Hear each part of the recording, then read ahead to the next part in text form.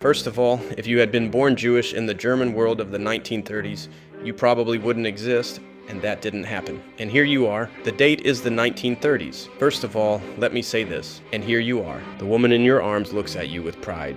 "Oh, what an Aryan baby," they whisper. You're thinking, what Aryan?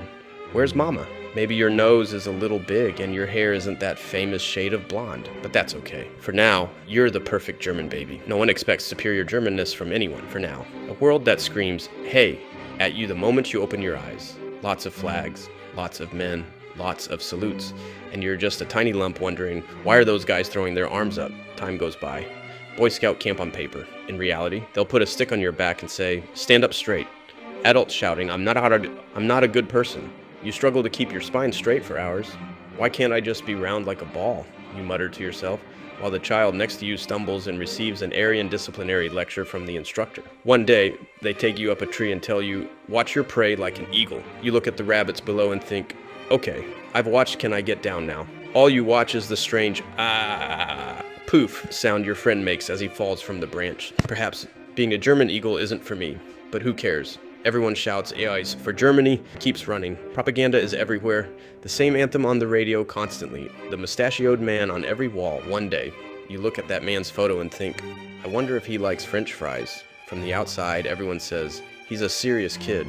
You're actually straining to keep from bursting out laughing. Time passes. Your voice cracks. Sometimes your voice breaks when you say, hey, adolescence is already tough. Add to that the constant lectures about pure blood, superior race, and your mind becomes even more confused. You glance at a girl you like on the street. Your heart pounds. Then you glance at the Aryan Standards poster on the wall and make absurd calculations like, are her eyes blue enough? Is her nose upturned enough? You muster up your courage.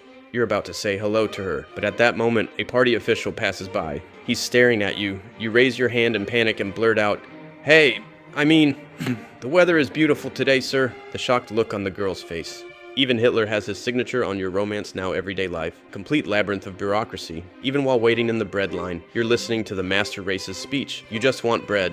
They're telling you their plans for the continent. Inside, you're thinking, this propaganda. Anyway, I'd rather they give me another slice of bread. But on the outside, you're an exemplary young man. Finally, the day arrives. The radio blares. The homeland is calling. A line at the recruiting office. The hands of the young men beside you are shaking. You can only think, are they going to give you spine lessons here too? One day, a mysterious officer arrives.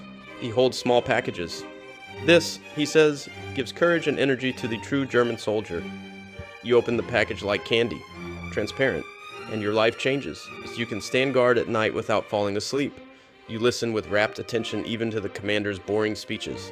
But then, insomnia, trembling, paranoia.